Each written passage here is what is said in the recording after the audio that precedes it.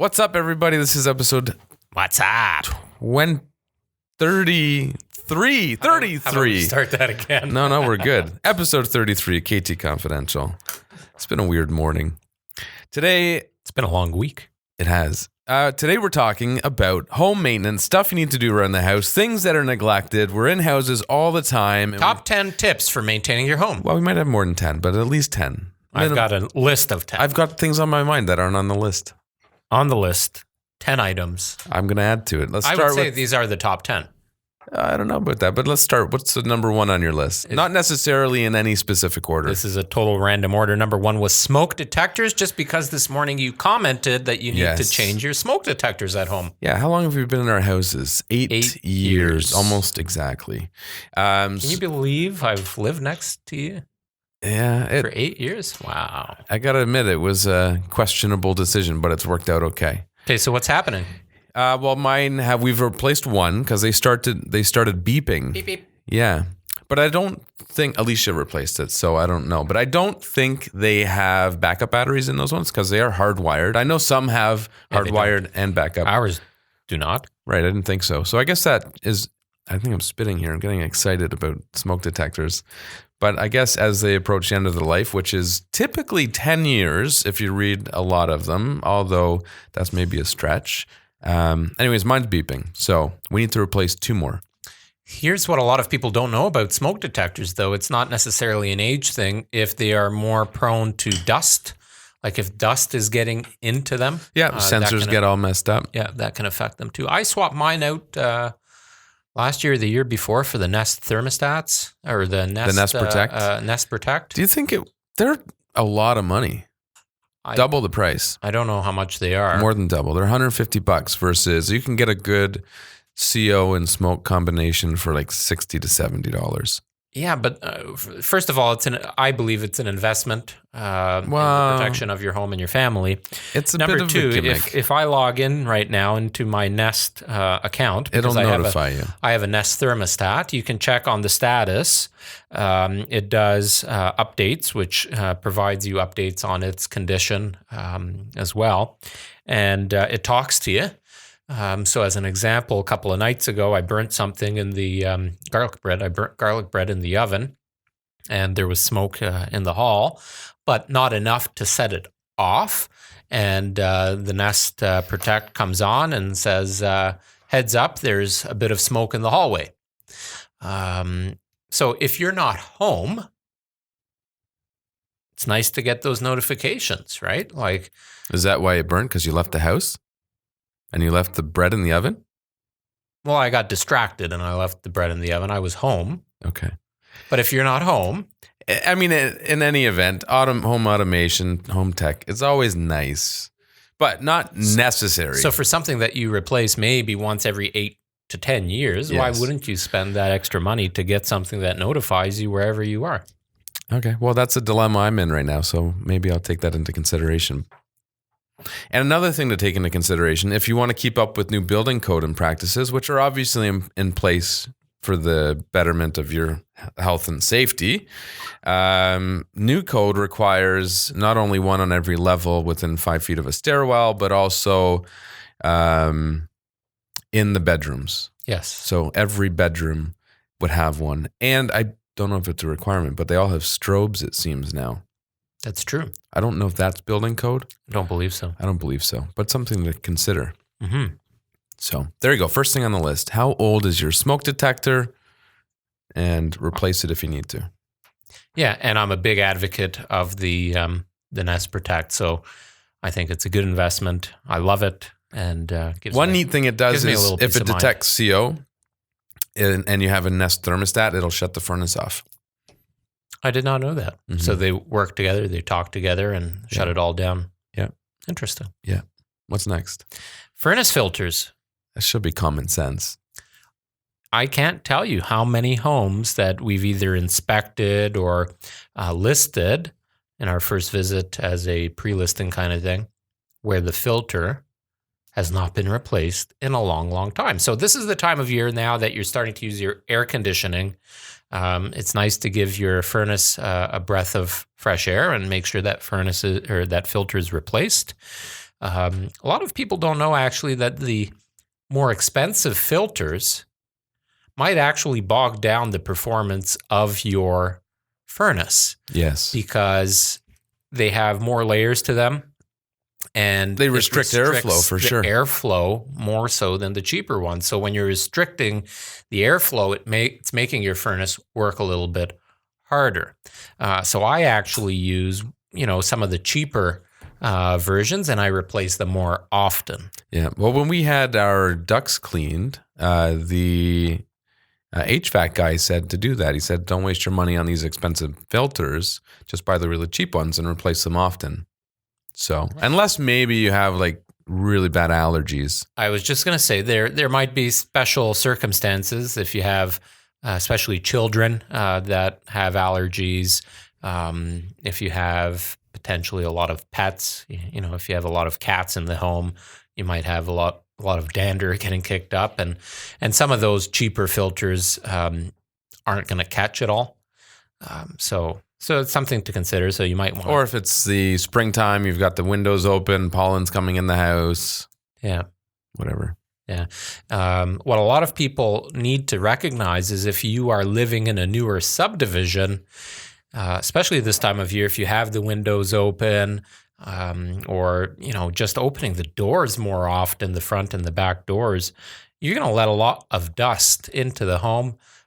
So have a look at those filters, change them a little more often. It's for the betterment of your health and the life of your furnace. And if you're selling, and we see it all the time. If we go to do a home inspection, the inspector always pulls out the filter if it's filthy dirty and obvious that it hasn't been changed. Immediately it raises red flags, and depending on how the home inspector words it, it can cause probably bigger issues than it needs to.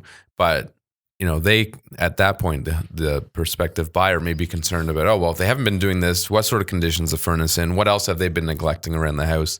So simple thing, replace it definitely on a regular basis, but for sure before you sell. And here's a little tip.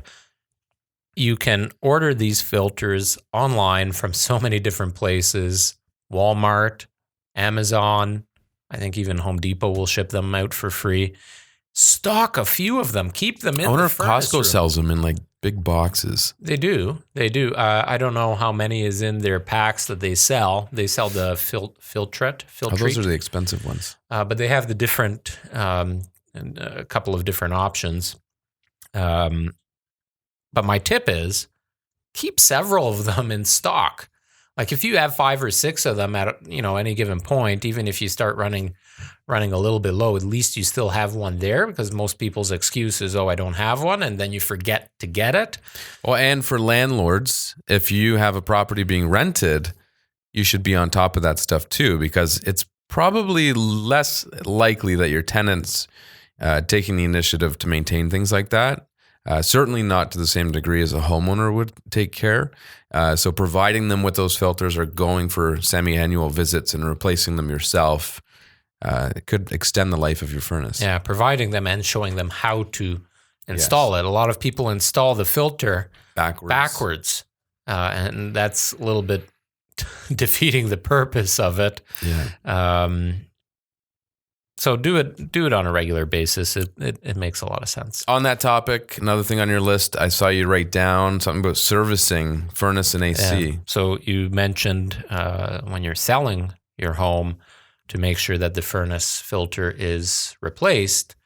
Another great tip, if you want to sell your home for more money and have a successful home inspection, spend I don't know how much it costs to do a furnace and AC on average, but less than $200. Get a professional HVAC company to come in, inspect the furnace, inspect the AC, do a maintenance on it. They'll open it up. They'll make sure there's no leaks, rust, make any adjustments that need to be made. And then they'll throw a little sticker on the furnace that says it's been serviced.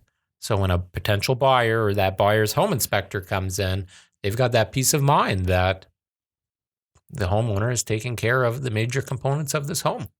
Yep. It's a good idea. I agree. What else is on there? Caulking windows and doors. A lot of people neglect that. There's so many houses you go to where the caulking is just shriveled up and rock hard and cracked, and it's serving zero purpose. It doesn't keep the air in or out. It doesn't prevent water penetration. There's no seal. There's no seal. So, I don't know, once or twice a year I go around when I just remember. I check the caulking, make sure it's still a little bit soft. And as long as it is, you should be fine. But once it starts to get hard, it's time to replace it. And these are the simple fixes that anybody can do. You know, you go on to YouTube and you Google a few. Well, windows, maybe you want to get somebody to do, especially if you have second level. You may not want to get up on the ladder and do it yourself. But even if you have to hire somebody, it's not a huge expense. Yeah. Any penetration points. So if you have any duct work coming out, like your water heater, exhaust, that tube, whatever it's called, and furnace, exhaust pipe, furnace, your bathroom vents, your range dryer vents, hood. even. Yeah, dryer vents. Yeah, anywhere that air or even water can penetrate through. And your door seals too. You know, the door seals, much like caulking, will keep that restriction of flow. Oh, you mean like the rubber door seals? Yeah. Yeah. Those are easy to replace too. Very easy to replace. And over time, they compress. And when it starts to compress, you end up getting space between the doors. And you know, in the heart of the summer, when you've got the AC pumping and it's 35 degrees Celsius outside, you want to keep as much of that AC inside as possible. The smallest little leak, and you're losing some of that. So you're paying more for your hydro than you should. Yeah. You mentioned dryer vent. This is a great time actually to be doing that kind of stuff. Yeah, it's nice outside. It's nice outside. So get out there and do some of that. Yeah, dryer vent. Dryer vent. So you mentioned that for caulking, but also lint. Yeah. I do mine, I don't know. I'd like to say once a year. I don't know if it's that often, but you vacuum it out? No. Because mine you'd have to take down and re-caulk it and too much work. So what do you do? Well, I clear out any lint that has accumulated at the end, at the actual cover. And then inside, behind the dryer, you always want to open that up, make sure it's still sealed properly so that it is actually exhausting properly. And it's easy to undo those clamps, take it off, make sure there's nothing in there. And make sure you've got the right ductwork. Like a lot of people have the flexible one and really long runs of it, where you should have the solid one because lint is going to get stuck in all of those little divots. Yep. So I don't know. I mean, if we had a firefighter on here, they'd probably say that lint is a pretty big culprit when it comes to house fires. For sure. So the neglect of leaving it in there. Yeah. Lint traps you should be doing. We do it basically every time you turn the dryer on, right? It's easy enough. Before every load. Lift it up, clean it out, and worthwhile doing. Yeah, it should. I mean, to your point, a lot of the ducting that people use is either incorrect, too long, or whatever. But it should be vacuumed out too, because you will not get all of it just by going from the exterior flaps. No, for sure. And trying to vacuum that out. If you do have a good duct cleaner, they'll do that for you. So the guy that does a lot of the homes in Milton, Dave Murdoch, he'll do that as a courtesy a lot of times because he knows that's a big issue. Next on the list is checking your attic. Yeah, it's a good one. Most people never go up there. Not unless they see a stain on the ceiling. And by then it's too late. But this time of year, again, it's nice outside. So your attic is probably nice and warm. And there's lots of daylight. So you can actually see up there a little bit better than you might during the winter months. But this is a great time to have a look, especially if it is raining outside. Poke your head up, make sure that there are no leaks. Make sure that if you've had big windstorms, that insulation hasn't blown around, and you want to make sure it's consistently, spread out evenly so that it's working effectively, but also that it's not covering any of the soffits, which would prevent airflow. That's the big culprit right there. A lot of times we see people get additional insulation blown in, or even the new home builders haven't taken the precautions of protecting those soffits. And the guys that just go in and blow that insulation, they don't really care a lot of the times, and you're restricting the airflow. So what happens a few years later, you're not getting that proper airflow, and you're going to get mold. It's inevitable. But also the bathroom vents. Yep. Sometimes if they're venting through the attic, it can happen where those vents become dislodged, or if you're buying an older house, it may not be insulated. Yep. And you may get condensation from that. That's common too. So if you have an older house, you might want to get a new vent put in. Yeah, and don't forget, during the winter and spring months, there's a lot of rodents that are looking for a nice, warm, cozy place to live. They've probably moved out now, so it's a good time to poke your head up, see if there's any trails, any droppings, and start the preventative measures now before the fall season begins and they come back. It's also a good hiding spot for stuff. Yeah. I had put Alicia's engagement ring up there. It was there for before you proposed? A few months. Yes. I don't know if I have anything in my attic at this house, but in my old home, I have some valuable sports collectibles, and I kept them in a sealed box in the attic. Mm-hmm. Actually, when I listed the house for sale, I wanted to make sure that they were out of the way, so I hid them up there. Oh, another thing with the attic hatch, you want to make sure that the weather stripping is good, because otherwise you might be losing a lot of your cold air or hot air through there. I know ours is bad because it's in the walk-in closet, and that walk-in closet is always either stifling hot or freezing cold.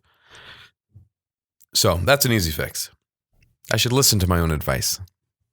Well, that's the thing. A lot of people might be listening to this going, yeah, I know it. Well, do it. Because sometimes you forget, or you just, it blows over your head and you say, yeah, I'll get around to it. But these are important things. These are things that'll save your life, your money, and upkeep of the home is crucial. And in our line of work, when we see a well-maintained home, a home that's been cared for, and these items properly addressed on a regular basis, those are the homes that sell for more money. Consistently. Okay. This was one from your list: washer hoses and dryer hoses. Another one I'm a culprit of. I've not changed ours.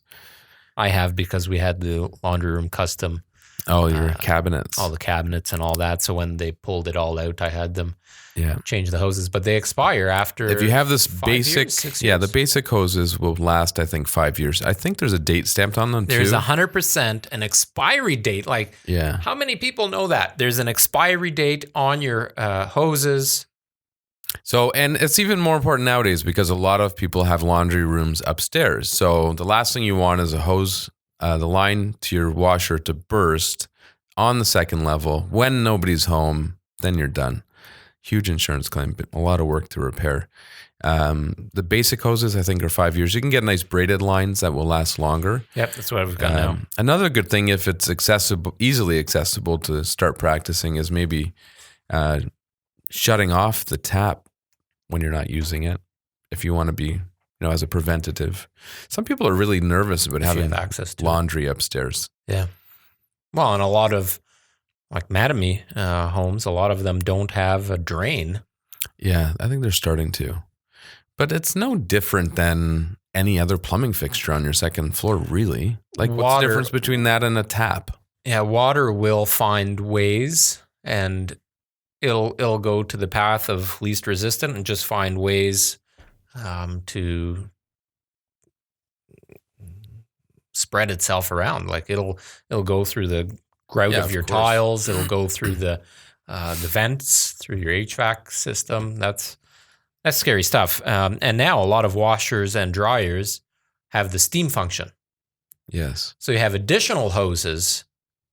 Potentially, yeah, to dryer. Yeah. So, it's leaving you exposed to potential leaks. So have a look at them if they are expired or starting to weather. Some of them, because it can get warm in a laundry. Well, even especially if you don't laundry. see any signs of it, how much can they cost? $10? 30. 30? For a $30. nice one, maybe. Yeah, $30. Yeah, so just replace it. Shutting off your main water while you're away. So Do you do that? Yeah, 100% all the time. So do I. Then you drain the taps? Insurance companies, they do have a clause in their coverage that if you're away from the home for a certain period of time. And it's not long. I think it's a few days. I think it might be even 48 hours. Yeah. Not only do you have to have your water shut off, you have to have people come in and inspect the home, check up on it every once in a while. Mm-hmm. But, save yourself the heartache of a potential disaster and leaks. And if you're going to be away for a weekend or for a week or longer, just go down and shut the main water valve off. Open up some of the taps on each floor and let the water drain out. Yeah. Well, you won't have a problem. And some houses, actually, I think in the house we bought, the valve was super hard to get to, wasn't it? They had a tiny little cutout for it. So if you're finishing your basement, make sure it's easily accessible because that's really important. If you've got a flood in the house, something's going, you need to shut the water off quickly, you need to be able to get to it. So don't jam pack your... You mean don't hide it behind the walk-in shower that you built? Oh, you did that? Yeah. Yeah. Well, as long as you know where it is and how to get to it. Yes. But I know.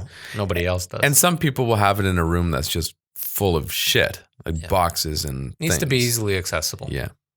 And it's a good habit actually to open and close it once in a while anyway, so the actual valve doesn't seize. Which leads into one of our other points. That's right. There are tons of shutoff valves throughout the house. So you've got your main shutoff valve, and then every plumbing fixture, maybe with the exception of baths and showers. So every sink, under the sink, you will have your hot and cold water line, and each line will have its own shutoff. Every toilet will have its own little valve to shut off the water. And you should do that at least once a year because when we moved into this office, we needed to change the toilet. The shutoff valve to the toilet... Need versus wanted to change the toilet. It was pretty gross. I'd say it was pretty... more on the need The than staff want. Are happy we changed it, It's not like we got a fancy toilet. Anyways, the valve was seized, so they couldn't shut the water off to the toilet. So they had to shut off the water to the building in order to change the valve to the toilet. Yeah. Now, if you've got a leak, all of a sudden water starts shooting out of your sink somehow, and you go down and turn it off under the sink, it doesn't shut off. Well, now you got to run downstairs while the water is filling up your bathroom. So, same as a toilet. I had that happen. The valve popped right off of this toilet. Oh, really? Yeah, I was soaking wet. Whoops. Yeah. And that actually also leads into the last of the top 10 tips is to occasionally run, if you have a sump pump, run it in the manual mode. So most sump pumps, and in Milton, a vast majority of the homes in Milton and in Halton and even Peel regions have a sump pump. Sump pump basically collects the water into a pit that was absorbed by the weeping tile around the foundation of the home. Most homes will find that the sump pump doesn't go off on a very regular basis. Yeah, and that's because it's properly graded. And there's absorption areas in your yard that are working properly. So it's never going to go off on its own. You need to run it every once in a while to get that motor going because there is a motor in that pit. So once the water rises to a certain level, there's an activation point, and then it turns it on automatically. But if the water level never gets to that point, the sump pump is not going on. And if it's not going on, when you need it to go on, is a bad time to find out that it's seized or not working properly. So most of them have, it's plugged into a sensing receptacle. I don't know what you call it. Technical term? Technical term for it. You just disconnect the two and plug the plug to the motor into the receptacle, and it'll run itself manually. Or sometimes they have a little lever that's attached to a float. So if yours has a lever at the top, you just lift that up, and that should engage it also. Yeah, both options. You don't want to run it dry though. If the pit's dry, maybe put some water in it. You can test it that way too to make sure the float's working properly. Yep. Get a hose, fill it up, make sure it runs. Yeah, or a big bucket of water should do it. Yeah, or a couple of buckets. But letting it run. And some pumps, like the pits, can actually stink sometimes if there's stagnant water, because bacteria can grow on it or grow in it. So maybe adding water and letting it run is a good way of doing that. I don't know if anybody ever adds any additives in there to prevent bacteria or stench or whatever, like maybe a drop of bleach or something. I've never heard of that. Maybe. Yeah, I don't know. And there's new ones now too. So the new bylaw is, or building code, is there's a backflow valve, which I learned about. So some of the older ones, when it's pushing the water out, anything that doesn't make it to the end will come right back down. Yep. The new ones have a valve that closes so nothing can come back into the pit. Right. Which is good. Any other? So that was the top 10. Some general things, like one of the worst things I can think of, that just general cleaning, is cleaning your fridge. How many houses have we walked into that are just, you open the fridge and it stinks so bad? Just need some hot water and vinegar, maybe a bit of baking soda. Some of them are nasty. Like beyond nasty. Takes an hour. Yeah. Empty the fridge. You probably have things that are expired or you're not using. Get rid of it, because opening a fridge that's nice and clean and well organized make you feel a whole lot better and make you want to cook and eat healthier. I don't know, but I forgot what I was going to say. I don't know. But it looks better and it doesn't stink. Yeah. Same as front load washers. You have to run the clean cycle. A lot of people probably don't even know they have that function. Fresh tabs. You could just throw bleach in the tub. We do that. Bleach? Yeah. We are anti-bleach. Wow. Maybe baking soda? Well, you think the tablets are any better? Oh, we don't use those tablets. What do you use? It's a chemical-free. I don't want to say they remove stains the best, but we have a separate stain thing. But no, for cleaning the tub. The like regular tub? Yeah. Like a shower tub and whatever. No, cleaning the laundry tub. Oh, laundry for the tub. washing machine. Laundry tub for, like, not the tub in not the washing machine itself, the separate No, sink. the washing machine. The machine. Front load washing machine. Right. Yes. So, we use a chemical. What are you talking about stains though? For the clothes. The stuff that we use is not great for the stains, but it doesn't have any bleach or any of those. I'm not talking about cleaning your clothes. Oh my God. I'm talking about cleaning the washer, the machine. Yes. Okay. Use the fresh tabs. Or okay, anyways, so there's most washers will have, we're just going to move on, will have a tub clean function. Don't use bleach. We'll have another conversation another day, another podcast. But you push and hold, on mine, you push and hold a button, and then it goes into this tub clean function. And all it does is sanitizes it. Basically allows, well, it doesn't sanitize unless you put something in it, such as bleach. Or vinegar. Or vinegar, maybe, yeah. It fills up the water level higher than normal so that it can get into the seals of the door. And that's... So I actually had a leak with my front load washer. I have too. Which a lot of people might not recognize, but front load washers, when you open the door, there is a pretty hefty seal around the opening, the rim. And what happened to me was I had a stack of laundry just in front of the washer, and I was loading everything in, and I don't do it one piece at a time. I just grab a bunch and throw it in. Well, what I didn't realize was when I did that, some of the stuff I was throwing in caught the seal. It wasn't in. And it's not glued in or anything. It's just on a little rim. So you thought it was in, but it wasn't in. I thought this. I didn't even think about it. Why are you smirking? Nothing. Keep going. Some kind of innuendo. Keep going. It's okay. So I was loading the stuff in, and it caught the seal. The seal just it pulled off of the track of the seal. I was thinking maybe like the arm was hanging out and then water got through that. No, everything was in the washing machine, but it caught the seal. The seal went off the track, and when the load started, just the tiniest bit of water started trickling out in front of the door and onto the floor. And thankfully I was home and came upstairs. I forgot something upstairs, so I came upstairs and I saw there's water in the hallway. And we're talking about maybe 2 minutes, but there was already water in the hallway. And I saw the bead, just a small bead of water dripping. And I opened it up, and sure enough, I noticed that the seal was off the track, and that was the culprit. That was the reason that we had a leak. And the water actually did find its way. Surprisingly, it found its way to the garage. That's happened with my dishwasher before too. Just a little bit of water getting out because it wasn't shut properly somehow. Yeah. Something got in the way. Yeah, you got to be careful of and those things. washers often have actual,